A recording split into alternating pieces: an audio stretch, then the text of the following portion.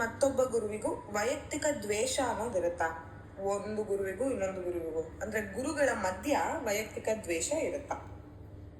ಇರುತ್ತಾ ಅಂದರೆ first of all ಗುರು ಹತ್ರ ಇರಬಾರ್ದು. ಅದು ದ್ವೇಷ ಅಂತ ಅಲ್ಲ, ಅದಕ್ಕೂ ದ್ವೇಷ ಅಂತ ಇಲ್ಲ. ಅದೇನಾಗುತ್ತೆ, ಅದು ಡಿಫ್ರೆನ್ಸ್ ಆಫ್ ಒಪಿನಿಯನ್. ದ್ವೇಷ ಅಂತ ಹೇಳೋಕ್ಕಾಗಲ್ಲ. ಡಿಫ್ರೆನ್ಸ್ ಆಫ್ ಒಪಿನಿಯನ್ ಇರಲೇಬೇಕು. ಸಣ್ಣ ಸಣ್ಣ ವಿಚಾರಕ್ಕೆ ಇರುತ್ತೆ. ಇದು ಒಂದು ಮಹತ್ತರವಾದ ವಿಚಾರ ಅಲ್ವೇ? ಅವ್ರದ್ದೇ ಒಪಿನಿಯನ್ ಬೇರೆ, ಅದನ್ನೇ ಮತ ಬೇರೆ ಬೇರೆ ಆಗಿರೋದು. ಮತ ಯಾಕೆ? ಮತ ಅಂದ್ರೇನು? ಒಪಿನಿಯನ್ ಅಂತ. ಒಪಿನಿಯನ್ನಿಂದನೇ ಬೇರೆ ಬೇರೆ ಮತಗಳಿರೋದಲ್ವ. ಆ ಗುರುವಿನ ಮತ, ಈ ಗುರುವಿನ ಮತ. ಹಾಗೆಯೇ ಇವರು ಯಾವುದು ಬೇಸ್ ಇಟ್ಕೊಂಡು ಫಾಲೋ ಮಾಡ್ತಾ ಇರ್ತಾರೆ. ಅವರು ದೇವಿನ ಬೇಸ್ ಇಟ್ಕೊಂಡು ಫಾಲೋ ಮಾಡ್ತಾರೆ, ಅವರು ಕೃಷ್ಣನ ಬೇಸ್ ಇಟ್ಕೊಂಡು ಫಾಲೋ ಮಾಡ್ತಾರೆ, ಇನ್ನೊಬ್ಬರು ಇನ್ನೊಂದು ಬೇಸ್ ಇಟ್ಕೊಂಡು ಗುರುಗಳನ್ನ ಬೇಸ್ ಇಟ್ಕೊಂಡು ಫಾಲೋ ಮಾಡ್ತಾರೆ. ಅದರಿಂದ ಡಿಫರೆನ್ಸ್ ಆಫ್ ಒಪಿನಿಯನ್ ಬರ್ಬೋದು. ಆ ಡಿಫರೆನ್ಸ್ ಆಫ್ ಒಪಿನಿಯನ್ ಬರುತ್ತೆ, ಇದು ಸಹಜ, ಅದು ಇರೋದೇನೆ ಅಂತ ಆಕ್ಸೆಪ್ಟ್ ಮಾಡಿದ್ರೆ ಇಬ್ಬರ ಮಧ್ಯೆ ಏನೂ ತೊಂದರೆ ಆಗಲ್ಲ. ನಮಗೆ ಆ ಜ್ಞಾನ ಬೇಕಲ್ಲ. ಇದು ಬರೀ ಡಿಫರೆನ್ಸ್ ಆಫ್ ಒಪಿನಿಯನ್ ಅಂತ ನಾವೇನು ಮಾಡ್ತೀವಿ, ಅದರಲ್ಲಿ ಕಾನ್ಫ್ಲಿಕ್ಟ್ ಮಾಡಿಕೊಂಡು ಒಂದನ್ನು ಮಾತ್ರ ಹಿಡ್ಕೊಂಡು ಮಿಕ್ಕಿದೆಲ್ಲ ಸರಿ ಇಲ್ಲ ಅಂತ ಪ್ರೂವ್ ಮಾಡೋಕ್ಕೆ ಹೋಗ್ತೀವಿ. ನಂದು ಸರಿ ಅಂತ ಹೇಳಬಾರ್ದು. ಎಲ್ಲರೂ ಅವರವ್ರ ಒಪಿನಿಯನ್ನು ಅಂತ ಹೇಳಿಬಿಡಬೇಕು. ಆದರೆ ಯಾವಾಗ ನಂದೇ ಸರಿ, ನಾನು ಹೇಳ್ತಾ ಇರೋದೇ ಕರೆಕ್ಟು, ಮಿಕ್ಕಿದವ್ರದ್ದೆಲ್ಲ ತಪ್ಪು, ನಂದನ್ನೇ ಸರಿ ಅಂತ ನಾವು ಸಮರ್ಥಿಸ್ಕೊಂಡಾಗ ಅಲ್ಲಿ ಅಹಂಕಾರ ಕೆಲಸ ಮಾಡುತ್ತೆ. ಅಹಂಕಾರ ಎಲ್ಲಿರುತ್ತೋ ಅಲ್ಲಿ ಕಾನ್ಫ್ಲಿಕ್ಟು, ಅಲ್ಲಿ ಸ್ಪರ್ಧೆ ಅಲ್ಲಿ ಶುರು ಆಗುತ್ತಲ್ವ. ಹಾಗಾಗಿ ಕೊನೆಯಲ್ಲಿ ದ್ವೇಷನೂ ಬರ್ಬೋದು, ಬಂದಿದೆ. ಎಷ್ಟೋ ಕಡೆ ದ್ವೇಷನೂ ಬಂದಿದೆ, ಒಬ್ರಿಗೊಬ್ರು ಮಾರಾಮಾರಿನೂ ಆಗಿದೆ. ಒಂದು ರಿಲಿಜನ್ಗೂ ಇನ್ನೊಂದು ರಿಲಿಜನ್ಗೂ ನೋಡ್ತಾ ಇದ್ದೀವಲ್ಲ, ಜಾತಿ ಎಲ್ಲ ಕಡೆನೂ ಇದೇ ಆಗುತ್ತೆ. ರೇಸಿಸಮಿಂದ ಹಿಡಿದು ಎಲ್ಲ ಇದೇ ಆಗಿದೆ.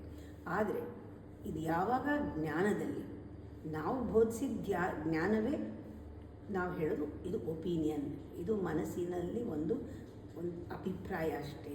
ಭಿನ್ನಾಭಿಪ್ರಾಯ ಬಂದರೆ ಇದು ನ್ಯಾಚುರಲ್. ಯಾಕೆಂದರೆ ಎಲ್ಲರೂ ಒಂದೇ ಥರ ಯೋಚನೆ ಮಾಡೋಕ್ಕಾಗಲ್ಲ. ಅದು ಮಟ್ಟನೂ ನೋಡಬಾರ್ದು ನಾವು. ಅವರು ಈ ಅಭಿಪ್ರಾಯ ಕೊಟ್ಟಿದ್ದಾರೆ, ನಾವು ಅಭಿಪ್ರಾಯ ಬೇರೆ.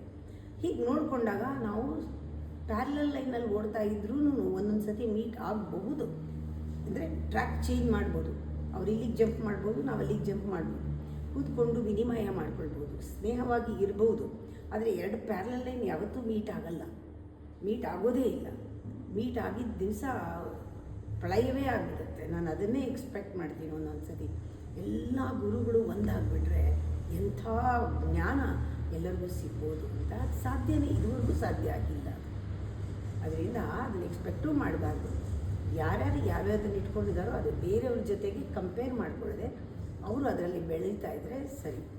ದ್ವೇಷ ಆಗೋದು ಯಾಕೆ ಅಂದರೆ ಡಿಫ್ರೆನ್ಸ್ ಆಫ್ ಒಪಿನಿಯನ್ ಅನ್ನೋದು ಮರೆತು ಬಿಟ್ಟು ನನ್ನ ಆಪೋಸಿಟ್ಟಿಗೂ ವಿರೋಧಿಸಿ ಮಾತಾಡಿದ್ರೆ ಯಾವುದೇ ಸಬ್ಜೆಕ್ಟ್ ಆಗಲಿ, ಪಾಲಿಟಿಕ್ಸ್ ಆಗಲಿ, ಫಿಲಾಸಫಿ ಆಗಲಿ, ಸ್ಪಿರಿಚುಯಾಲಿಟಿ ಆಗಲಿ, ಮನೋಧರ್ಮ ಒಂದೇ, ಚೇಂಜ್ ಆಗೋದೇ ಇಲ್ಲ.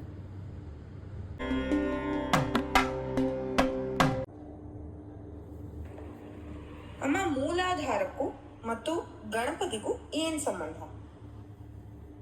ಮೂಲ ಆಧಾರ ಲಂಬೋದರನಿಗೂ ಸಂಬಂಧ ತಿಳಿಬೇಕಾದ್ರೆ ನಾವು ತಂತ್ರ, ಯಂತ್ರ, ಮಂತ್ರ, ತತ್ವ ಇಷ್ಟು ತಿಳ್ಕೋಬೇಕಾಗತ್ತೆ. ಮೂಲಾಧಾರ ಅನ್ನೋದು ಅದು ಪೃಥ್ವಿ ತತ್ವ. ಇದರ ನಾದವೇ, ಮಂತ್ರವೇ ಲಂಬೋದರ, ಲಂ ಅನ್ನೋದು. ಗಣಪತಿ ಸಾಮಾನ್ಯ ಶಕ್ತಿ ಅಲ್ಲ, ಇದು ಕ್ರಿಯೇಟಿವ್ ಪವರ್. ನಮ್ಮಲ್ಲಿ ಮೂಲತಃ ನಮ್ಮಲ್ಲಿ ಹುಟ್ಟುವಂತಹ ಒರಿಜಿನಲ್, ಆ ಒಳಗಡೆಯಿಂದ ಬರುವಂತಹ ಜಿನೇನ್ ಕ್ರಿಯೇಟಿವಿಟಿ ಈಸ್ ಗಣಪತಿ ಶಕ್ತಿ.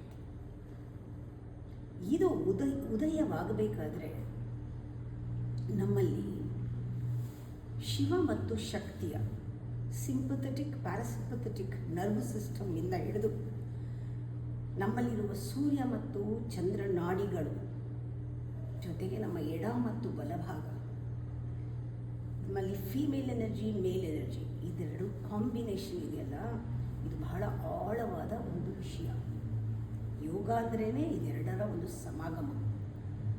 ಇದೆರಡನ್ನೂ ಕೂಡ ಫಸ್ಟು ನಾವು ಬ್ಯಾಲೆನ್ಸ್ ಮಾಡೋದೇ ನಮ್ಮ ಜೀವನದಲ್ಲಿ ಬಹಳ ಮುಖ್ಯವಾದದ್ದು. ಇದೆರಡು ಬ್ಯಾಲೆನ್ಸ್ ಮಾಡುವಾಗ ನಮ್ಮ ಮನಸ್ಸು ದೇಹ ಬ್ಯಾಲೆನ್ಸ್ ಆಗುತ್ತೆ, ನಮ್ಮ ಪಂಚ ಇಂದ್ರಿಯಗಳು ಒಂದಕ್ಕೊಂದು ಹಾರ್ಮನೈಸ್ ಆಗುತ್ತೆ, ಪಂಚ ಪ್ರಾಣಗಳು ಎಲ್ಲೆಲ್ಲಿ ಕೆಲಸ ಮಾಡಬೇಕು ಯಾವ್ಯಾವ ಟೈಮ್ ಹೇಗೆ ಹಾಗೆ ಮಾಡುತ್ತೆ, ಪಂಚಕೋಶಗಳಲ್ಲಿ ಒಂದು ಸಿಂಕ್ರಾಸಿಟಿ ಬರುತ್ತೆ, ಒಂದು ರಿದಮ್, ಒಂದು ಆರ್ಕೆಸ್ಟ್ರಾ ಥರ ಒಂದು ಬ್ಯೂಟಿಫುಲ್ ಕಾಂಬಿನೇಷನ್ ನಮ್ಮ ಒಳಗಡೆ ಒಂದು ಕಾಸ್ಮಿಕ್ ಡ್ಯಾನ್ಸ್ ನಡೆಯುತ್ತೆ. ಇದಕ್ಕೆಲ್ಲ ಮೂಲ ಕಾರಣ ನಮ್ಮಲ್ಲಿ ಪ್ರಚೋದಿತವಾದ ಆ ಕ್ರಿಯೇಟಿವ್ ಪವರ್. ಅದಿಲ್ಲದೆ ಇದ್ದರೆ ಒಂದು ವೆಜಿಟೇಟಿಂಗ್ ಲೈಫ್, ಒಂದು ಪ್ರಾಣಿನಾದರೂ ವಾಸಿ, ಒಂದು ವೆಜಿಟೇಬಲ್ ಉಸಿರಾಡ್ದಂಗೆ ಏನೋ ಅದು ಪ್ರಯೋಜನ ಆಗೋದಲ್ಲ ನಮ್ಮ ಲೈಫು.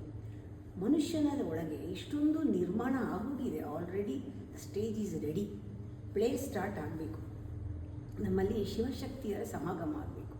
ನಮ್ಮ ಎಡ ಮತ್ತು ಬಲದ ಮೆದುಳು ಅಂದರೆ ಎಮೋಷನ್ ಆ್ಯಂಡ್ ಲಾಜಿಕ್ ಎರಡೂ ಸೇರಬೇಕು. ಈ ಮೇಲ್ ಆ್ಯಂಡ್ ಫೀಮೇಲ್ ಕಾನ್ಸೆಪ್ಟ್ ಏನು, ಶಿವಶಕ್ತಿ ನಮ್ಮಲ್ಲಿ ಥಾಟ್ ಆ್ಯಂಡ್ ಫೀಲಿಂಗ್, ಇದು ಎರಡರ ಒಂದು ಸಮಾಗಮ. ಇದು ಧ್ಯಾನದಲ್ಲಿ ಆಗುತ್ತೆ, ವಿವೇಕದಲ್ಲಿ ಆಗುತ್ತೆ, ಪ್ರಜ್ಞೆನಲ್ಲಿ ಆಗುತ್ತೆ, ಬುದ್ಧಿ ಜಾಗೃತವಾಗಿದ್ದರೆ ಆಗುತ್ತೆ, ಸಂಸ್ಕಾರವಾಗಿದ್ದರೆ ಆಗುತ್ತೆ. ಇವೆರಡು ಆದಾಗ ಮೂಲಾಧಾರದಲ್ಲಿ ಒಂದು ಶಕ್ತಿ ಜಾಗೃತವಾಗುತ್ತೆ. ಇದು ಮಾನಸ ಪುತ್ರ, ಶಿವ ಮತ್ತು ಪಾರ್ವತಿಯ ಮಾನಸ ಪುತ್ರ ಅಂತ ಕರಿತೀವಿ. ಈ ಗಣಪತಿ ಯಾವಾಗ ಪ್ರಾರಂಭ ಆಯಿತು ಆ ಶಕ್ತಿ, ಅದರಿಂದ ಆ ಜ್ಞಾನದಿಂದ ನಾವು ನಮ್ಮ ಇಚ್ಛೆಗಳನ್ನು, ನಮ್ಮ ಕ್ರಿಯೆಗಳನ್ನು ನಿಯಂತ್ರಿಸ್ಕೊಳ್ತೀವೋ ಅದು ನಿರ್ವಿಘ್ನವಾಗಿ ನಡೆಯುತ್ತೆ. ಗಣಪತಿ ಅನ್ನೋದು ಪ್ರಥಮವಾಗಿ ನಾವು ಪೂಜೆ ಮಾಡೋದು. ಯಾಕೆಂದರೆ ಇದೇ ಮೊದಲನೇ ಶಕ್ತಿ. ಇದು ಸರಿಯಾದ ರೀತಿ ಪೂಜೆ ಆಗಿಬಿಟ್ರೆ ನಿರ್ವಿಘ್ನವಾಗಿ ಕೆಲಸ ನಡೆಯೋದ್ರಿಂದ ಅವನು ವಿಘ್ನೇಶ್ವರ ಗಣಪತಿ, ಗಮ್ ಮಂತ್ರ ಗಣಪತಿ, ಆಮೇಲೆ ಲಂಬೋದರ, ಇದೆಲ್ಲನೂ ಗಣಪತಿ ಮಂತ್ರಗಳು. ಇದು ಬಹಳ ಶ್ರೇಷ್ಠವಾದ ಮಂತ್ರ. ಗಣಪತಿಗೆ ಸಿದ್ಧಿ ಬುದ್ಧಿ ಶಕ್ತಿಗಳಿದೆ. ಇದರಿಂದ ನಮ್ಮಲ್ಲಿ ಮೇಧಾಶಕ್ತಿ, ನಮ್ಮ ಪ್ರಜ್ಞಾಶಕ್ತಿ, ವಿವೇಕ, ಬುದ್ಧಿ ಎಲ್ಲ ಜಾಗೃತವಾಗೋ ಶಕ್ತಿ ಇದು. ಈ ಶಕ್ತಿಗೂ ಮತ್ತು ಸರಸ್ವತಿಯ ಶಕ್ತಿಗೂ, ಆ ತಾಯಿ, ಆ ದೇವಿಯ ತಾಯಿ ಸರಸ್ವತಿಗೂ ಏನೂ ವ್ಯತ್ಯಾಸ ಇಲ್ಲ. ಅಷ್ಟರ ಮಟ್ಟಿಗೆ ಆ ತಾಯಿ ಅವನಲ್ಲಿ ಆ ಒಂದು ವಿದ್ಯೆಯನ್ನು ಕೊಟ್ಟು ಎಲ್ಲರಿಗೂ ಕೊಡೋ ಹಾಗೆ ಮಾಡಿದ್ದಾನೆ. ವಿದ್ಯಾ ಗಣಪತಿ ಕೂಡ ಅವನು. ಅದರಿಂದ ತುಂಬ ಹತ್ತಿರದ ಕನೆಕ್ಷನ್ ಏನು, ಅವನು ವಾಸಸ್ಥಾನ, ಅದು ಮೂಲಾಧಾರ. ಅದಕ್ಕೆ ಅದು ಅವನ ವಾಹನ ಇಲಿ ಅಂತೀಗ. ಇಲಿ ಅಂದರೆ ಇದರಲ್ಲಿ ಕುಂಡದಲ್ಲಿ ಎಲ್ಲೋ ಒಂದು ಹಳ್ಳದಲ್ಲಿ ತೋಡ್ಕೊಂಡಿರೋದು.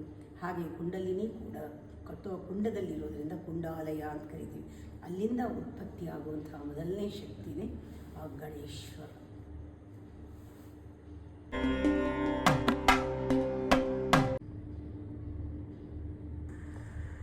ಗುರು ಎಲ್ಲರಿಗೂ ಸಿಗ್ಲಪ್ಪ ಅಂತ ಶಿಷ್ಯರೇ ಬಿಡಲ್ಲಮ್ಮ ಕೆಲವೊಂದ್ಸತಿ. ಆ ಥರ ಯಾಕೆ?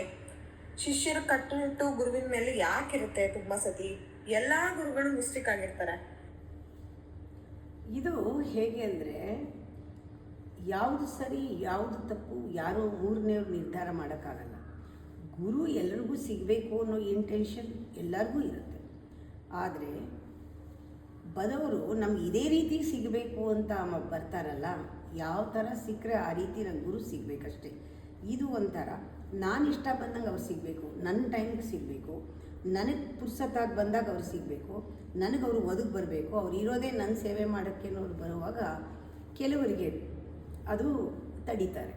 ಆ ಥರ ಏನಾದರೂ ಆಗಿರ್ಬೋದು ಅಷ್ಟೇನೇ ಹೊರತು ಯಾರಿಗೂ ಗುರು ಸಿಗಬಾರ್ದು ಅಂತಿಲ್ಲ. ಅವ್ರಿಗೆಲ್ಲ ಸಿಗಬೇಕು ಅಂತಲೇ ಇರುತ್ತೆ. ಆದರೆ ಒಬ್ಬರು ಎಲ್ಲರನ್ನೂ ಹಂಚ್ಕೊಂಡು ತಿನ್ನೋಕ್ಕಾಗಲ್ಲ. ಒಬ್ಬೊಬ್ರಿಗೂ ಗುರು ಪೂರ್ತಿನೇ ಸಿಗಬೇಕು. ಅದರಿಂದ ಇಲ್ಲಿ ಕಷ್ಟ ಆಗೋದು. ಯಾರನ್ನು ಒಂದು ಹಂಚ್ಕೊಂಡು ತಿನ್ನೋ ಸಾಮಾನು ಇದ್ದರೆ ಹಂಚ್ಕೊಂಡು ತಿನ್ಬಿಟ್ಟು. ಗುರು ಪ್ರೀತಿ ಹಂಚಕ್ಕಾಗಲ್ಲ. ಗುರು ಪ್ರೀತಿ ಪೂರ್ಣಮದ ಪೂರ್ಣಮಿದಂ ಪೂರ್ಣಾತ್ ಪೂರ್ಣಮುದಚ್ಯತೆ ಪೂರ್ಣಸ್ಯ ಪೂರ್ಣಮಾದಾಯ ಪೂರ್ಣಮೇವ. ಒಬ್ಬೊಬ್ಬರ ಜೊತೆ ಗುರು ಕೂತ್ಕೊಂಡ್ರೂ 100%. ಅದರ ನಿಖರತೆ ಎಲ್ಲರಿಗೂ ಗೊತ್ತಿರಬೇಕು. They should know the certainty that Guru is total. I will get total. 5 ನಿಮಿಷ ಸಿಕ್ಕರು ಟೋಟಲ್, 10 ದಿವಸ ಸಿಕ್ಕರು ಟೋಟಲ್, 5 ದಿವಸ ಸಿಕ್ಕರು ಟೋಟಲ್. ನಾನು ಗುರು ಟೋಟಲಾಗಿ ಸಿಗ್ತಾರೆ ಅಂತ. That is what. ಆವಾಗ ನನಗೆ ನನ್ನ ಥರನೇ ಪರ್ಫೆಕ್ಟಾಗಿ ಸಿಗಬೇಕು ಅಂತಿಲ್ಲ. ಪರ್ಫೆಕ್ಷನ್ ಇಂಪಾರ್ಟೆಂಟ್ ಅಲ್ಲ. ನನಗೆ ಹೀಗೆ ಸಿಕ್ಕರೆ ಪರ್ಫೆಕ್ಟ್ ಅಲ್ಲ. ಗುರು ಹೇಗಾದರೂ ಸಿಗಲಿ, ನನಗೆ ಟೋಟಲ್ ನನಗೆ ಇಂಪಾರ್ಟೆಂಟ್ ಏನು 100% ಸಿಗಬೇಕು. 5 ನಿಮಿಷನೋ 10 ನಿಮಿಷನೋ ನಾನು ಕಾಯ್ತೀನಿ ಅನ್ನೋರು ಕಾಯೋದ್ರಲ್ಲೂ ಎಂಜಾಯ್ ಮಾಡ್ತಾರೆ, ಇರೋವಾಗ ಎಂಜಾಯ್ ಮಾಡ್ತಾರೆ. ಗುರು ಇಲ್ಲದೇ ಇದ್ದರೂ ಆ ಜಾಗನ ಎಂಜಾಯ್ ಮಾಡ್ತಾರೆ. ಸರ್ಟನಿಟಿ ಹೋಗಿ ಯಾವಾಗಲೂ ನಿಖರತೆ. ಸರ್ಟನಿಟಿ ಅಂದರೆ ಯಾವುದರಲ್ಲಿ ಟೋಟಾಲಿಟಿ. ಸರ್ಟನಿಟಿ ಇನ್ ಟೋಟಾಲಿಟಿ, ನೆವರ್ ಎಕ್ಸ್ಪೆಕ್ಟ್ ಪರ್ಫೆಕ್ಷನ್ ಅವ್ರು ಹೀಗೆ ಇರಬೇಕು ಅಂತ ಕಟ್ನಿಟ್ಟಿಲ್ಲ ಅದಕ್ಕೆ.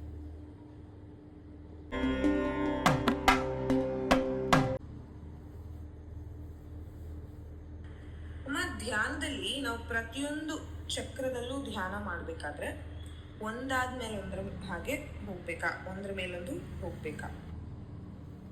ಇದು ಕಲಿಯೋವಾಗ ಒಂದು ಸ್ಥಿತಿ. ಮನೆ ಕಟ್ಟೋವಾಗ ಹೇಗೆ ಡಿಫ್ರೆಂಟ್ ಆ್ಯಂಗಲ್ನಲ್ಲಿ ಮನೆಯದು ಪಿಕ್ಚರ್ ತೋರಿಸ್ತಾರೋ ಅರ್ಥ ಮಾಡಿಸೋಕ್ಕೆ, ಅದೇ ಥರ ಈ ಚಕ್ರಗಳು ಕೂಡ. ಇದು ಒಂದರೊಳಗೊಂದಿದೆ ಅಂತ ಹೇಳ್ಬೋದು, ಒಂದ್ರ ಮೇಲೊಂದಿದೆ ಅಂತ ಹೇಳ್ಬೋದು. ಇದು ಯಾವ ಥರ ಆ್ಯಂಗಲ್ನಲ್ಲಿ ನೋಡ್ತೀಯಾ ಕಲಿಬೇಕಾದ್ರೆ ಅನ್ನೋದಕ್ಕೆ ಬರುತ್ತೆ, ಒಂದ್ರ ಮೇಲೆ ಒಂದು ಅಂತ. ಕ್ವಾಲಿಟಿ ವೈಸ್ ತೊಗೊಂಡ್ರೆ ಯಾವುದು ಸಾಲಿಡ್ ಅದಕ್ಕೆ ಗ್ರಾಸ್ ಅಂತ ಹೇಳ್ತೀವಿ, ಅದು ಅದಕ್ಕೆ ಹೇಳಿ ಸ್ಥೂಲ ಅಂತ. ಸ್ಥೂಲದಿಂದ ಸೂಕ್ಷ್ಮಕ್ಕೆ ಹೋಗೋದೆ ನಮ್ಮ ಜರ್ನಿ. ಅದರಿಂದ ನಾವು ಪ್ರಾರಂಭಿಸ್ಬೇಕಾದ್ರೆ ನಮ್ಮ ಬಾಡಿನ ಸ್ಟಡಿಯಾಗಿ ಇಟ್ಕೊಳ್ಬೇಕಾದ್ರೆ, ಬಾಡಿ ಬಗ್ಗೆ ಸ್ಟಡಿ ಮಾಡಬೇಕಾದ್ರೆ ಆ ಒಂದು ಎನರ್ಜಿ ಯಾವುದು ನಮ್ಮನ್ನು ಪುಲ್ ಮಾಡಿ ಕೂಡಿಸಿದೆ, ನಿಲ್ಲಿಸಿದೆ, ಆ ಭೂಮಿನ ಭೂಚ ತತ್ವವನ್ನು ರೆಸ್ಪೆಕ್ಟ್ ಮಾಡಿ ಮೂಲಾಧಾರನ ಪೂಜೆ ಮಾಡಿ ಮೂಲಾಧಾರದಲ್ಲಿ ಧ್ಯಾನಿಸಿ ಗಣಪತಿಯನ್ನು ನಾವು ಪ್ರಚೋದನೆ ಮಾಡ್ತೀವಿ. ಮೊದಲನೇದು. ಎರಡನೇದು, ನಮ್ಮ ಬಾಡಿನಲ್ಲಿರೋದೇ 70% ಜಲತತ್ವ. ಈ ಜಲತತ್ವಕ್ಕೆ ಬಂದ ಮೇಲೆ ನಮ್ಮಲ್ಲಿ ಮೂಮೆಂಟನ್ನು ಅಬ್ಸರ್ವ್ ಮಾಡ್ತೀವಿ. ಯಾಕೆಂದರೆ ನಾವು ಒಂದು ಕಡೆ ಕೂತಿಲ್ಲ, ಬಾಡಿ ಕೂತಿದೆ, ಆದರೆ ಮನಸ್ಸು ಜಲದ ಥರ ಓಡಾಡ್ತಾ ಇದೆ, ಸಂಚಾರ ಆಗ್ತಾ ಇದೆ. ಈ ಮನಸ್ಸಿನ ಲೆವೆಲ್ಗೆ ಬಂದ ತಕ್ಷಣ ನಮ್ಮಲ್ಲಿ ಸೂಕ್ಷ್ಮತೆಗಳು ಕಾಣಿಸೋಕ್ಕೆ ಶುರುವಾಗುತ್ತೆ. ಜಲತತ್ವ ಆದಮೇಲೆ ಅಗ್ನಿತತ್ವ. ಈ ಅಗ್ನಿ ಅನ್ನೋದು ಬಹಳ ಇದು 3ನೇ ಸ್ಥಾನ ಅಂದರೂ ಕೂಡ ಅಗ್ನಿ ಇಲ್ಲದೆ ಯಾವುದೂ ಇಲ್ಲ. ಅದು ಬ್ಯಾಕ್ಗ್ರೌಂಡೇ ಅಗ್ನಿ, ಅಗ್ನಿನೇ ಎಲ್ಲದಕ್ಕೂ. ಅದರಿಂದ ಅಗ್ನಿ ಅನ್ನೋದು ಈ ಭೂಮಿಯೊಳಗೂ ಆಳದಲ್ಲಿದೆ, ನೀರೊಳಗೂ ಇದೆ. ಅಗ್ನಿ ಎಲ್ಲದರಲ್ಲೂ ಇದೆ, ಬೇರೆ ಬೇರೆ ತನ್ನದೇ ಒಂದು ರೂಪದಲ್ಲಿದೆ. ಅದು ಪಂಚಾಗ್ನಿ ಅಂತ ಹೇಳ್ತಾರೆ. ಹಾಗೆ ಈ ಅಗ್ನಿಯನ್ನು ತಗೊಂಡಾಗ ಜಠರಾಗ್ನಿಯಿಂದ ಶುರು ಮಾಡಿದ್ರೆ ಚಿದಗ್ನಿವರೆಗೂ ಈ ಅಗ್ನಿ ಅನ್ನೋದು ನಮಗೆ ನೋಡೋದಕ್ಕೆ ಕಣ್ಣನ್ನು ಕೊಟ್ಟಿದೆ. ಈ ಥರ ಒಂದು ಕೆಲಸ ಮಾಡ್ತಾ ಇರೋದ್ರಿಂದ ಇದನ್ನು 3ನೇ ಮಣಿಪುರ ಚಕ್ರ ತೊಗೊಳ್ತೀವಿ. ಮಣಿಪುರ ಚಕ್ರ 3ನೇದಾಗಿದ್ದರೂ ನೆನ್ನೆ ನಿಮಗೆ ಎಕ್ಸ್ಪ್ಲೈನ್ ಮಾಡಿದ್ದೀನಿ ಎಷ್ಟು ಮುಖ್ಯ ಮಣಿಪುರ ಚಕ್ರ. ಅದೊಂಥರ ಜನ್ರೇಟಿಂಗ್ ಸ್ಟೇಷನ್ ಇದ್ದಂಗೆ. ಆ ಮೂಲಾಧಾರ, ಸ್ವಾದಿ ಎಲ್ಲ ಚಕ್ರಗಳು ಮುಖ್ಯನೇ. ಅದೆಲ್ಲದರ ಒಂದು ಇದನ್ನು ಬೇಸ್ ಅದು ಮಣಿಪುರ. ಅಲ್ಲಿ ಬಂದು ಕೂತ್ಕೊಳ್ಳುತ್ತೆ. ಫೌಂಡೇಶನ್ ಕೆಳಗಡೆ ಹೋದ್ಮೇಲೆ ಬೇಸ್ ಹಾಕಲ್ವ ನಾವು, ಆ ಥರ ಮಣಿಪುರ ಚಕ್ರ ಬಹಳ ಮುಖ್ಯ. ಹೀಗೆ ಒಂದಾದ್ಮೇಲೆ ಒಂದು ಯಾಕೆ ಹೋಗ್ತೀವಿ ಅಂದರೆ ಸ್ಥೂಲ, ಸೂಕ್ಷ್ಮ, ಕಾರಣ ಶರೀರಗಳು ಒಂದಾದ್ಮೇಲೆ ಒಂದು ಬರುತ್ತೆ. ಹಾಗೆ ಸಾಲಿಡ್, ಲಿಕ್ವಿಡ್, ಗ್ಯಾಸ್, ಆಮೇಲೆ ಈ ಥರ ಎಥರಿಕ್ ಲೆವೆಲ್ಗೆ ಹೋಗ್ತೀವಿ. ವಾಯು ತತ್ವ, ಜಲ, ಆಕಾಶ ತತ್ವ, ಹೀಗೆ ಹೋಗಬೇಕಾಗಿರೋದ್ರಿಂದನೇ ಹಾಗೆ ಹೋಗ್ತೀವಿ. ಕೆಲವರು ಸರಿ ಸೂಕ್ಷ್ಮವಾಗಿದ್ದರೆ ನಾವು ಇಡೀ ಕೂತ್ಕೊಂಡ ತಕ್ಷಣ ದೇಹನ ಆರಾಮವಾಗಿ ರಿಲ್ಯಾಕ್ಸ್ ಮಾಡುವಂಥ ಸ್ಥಿತಿ ಬಂದಾಗ ನಾವೇನು ಮೂಲಾಧಾರದಿಂದ ಶುರು ಮಾಡಬೇಕಾಗಿಲ್ಲ. ನಾವು ಮಣಿಪುರದಿಂದಲೇ ಶುರು ಮಾಡ್ಬೋದು. ಸ್ವಲ್ಪ ತಮಸ್ಸು ಜಾಸ್ತಿ ಇದ್ದಾಗ ನಾವು ಮಣಿಪುರದಲ್ಲೇ ಶುರು ಮಾಡಿಬಿಡ್ತೀವಿ, ಮೂಲಾಧಾರದಲ್ಲಿ ಹೋದೇ ಇಲ್ಲ. ಅಥವಾ ನಮ್ಮಲ್ಲಿ ರಜಸ್ಸು ಶಕ್ತಿ ತುಂಬ ಜಾಸ್ತಿ ಇದ್ದಾಗ ಮೂಲಾಧಾರದಿಂದ ಹೋಗ್ತೀವಿ. ಸತ್ವ ಜಾಸ್ತಿ ಇರೋರು ಅನಾಹತದಿಂದ ಶುರು ಮಾಡ್ಬೋದು. ಇನ್ನು ಆಜ್ಞಾಚಕ್ರದಿಂದ ಶುರು ಮಾಡ್ಬೋದು. ತುಂಬ ವೆಲ್ ವರ್ಸ್ಡ್ ಮೆಡಿಟೇಷನ್ನ ಗೊತ್ತಿರೋರು ಕೂತ್ಕೊಂಡ ತಕ್ಷಣ ಅವರಿಗೆ ಸ್ಟೆಪ್ ಬೈ ಸ್ಟೆಪ್ ಬೇಗ ಮಾಡೋಕ್ಕೆ ಗೊತ್ತಿದ್ದರೆ, ರಿಲ್ಯಾಕ್ಸ್ ಮಾಡೋಕ್ಕೆ ಗೊತ್ತಿದ್ದರೆ ಆಜ್ಞಾಚಕ್ರದಿಂದಲೇ ಮಾಡ್ಬೋದು. ಕೆಲವರು ಏನು ಚಕ್ರಗಳೇ ಬೇಡ, ಕೂತ್ಕೊಂಡ ತಕ್ಷಣ ಅವರಿಗೆ ಬಿಂದು ದರ್ಶನ ಆಗ್ಬೋದು. ಅವರವ್ರ ಸಂಸ್ಕಾರದ ಮೇಲೆ ಹೋಗೋದ್ರಿಂದ ಹೀಗೇ ಹೋಗಬೇಕು ಅಂತ ಹಿಡ್ಕೊಂಡ್ಬಿಟ್ರೆ ನಾವು ಒಂದು 2 ಮೆಟ್ಲು 3 ಮೆಟ್ಲು ಹತ್ತೀವಿ, ನಮಗೆ ಸಾಕಾಗೋಗುತ್ತೆ, ಕೆಳಗೆ ಬರ್ತೀವಿ. ಮತ್ತೆ 3 ಮೆಟ್ಲು ಹತ್ತೀವಿ, ಕೆಳಗೆ ಬರ್ತೀವಿ. ಇಲ್ಲೇ ಓಡಾಡ್ತಾ ಇರ್ತೀವಿ. ಹೀಗೆ ಮೂಲಾಧಾರ ಮುಗಿದು ಸ್ವಾದಿಷ್ಟಾನಕ್ಕೆ ಬರೋಷ್ಟು ಮತ್ತೆ ಮೂಲಾಧಾರಕ್ಕೆ ಹೋಗಬೇಕಾಗುತ್ತೆ. ಮೇಲೆ ಹೋಗೋದು ಆಗೋದೇ ಇಲ್ಲ. ಹಾಗೆ ಒಂದು ಮುಗಿಬೇಕು ಅಂತ ಇಲ್ಲ, ಒಂದು ಮುಗಿದ ಮೇಲೆ ಮುಂದಕ್ಕೆ ಹೋಗಬೇಕು ಅಂತಲೂ ಇಲ್ಲ. ನಮ್ಮ ದಿನನಿತ್ಯದ ಜೀವನದಲ್ಲಿ ದೇಹನ, ಮನಸ್ಸನ್ನ ಯಾವ ರೀತಿ ಬಳಸ್ತೀವಿ, ಯಾವ ರೀತಿ ಅದನ್ನು ಪಳಗಿಸ್ತೀವಿ, ಅದರ ಮೇಲೆ ಅದರ ಸೂಕ್ಷ್ಮತೆಗೆ ಅನುಸಾರವಾಗಿ ನಮ್ಮ ಮೆಡಿಟೇಷನ್ ಕೂಡ ಬದಲಾಗ್ತಾ ಹೋಗುತ್ತೆ.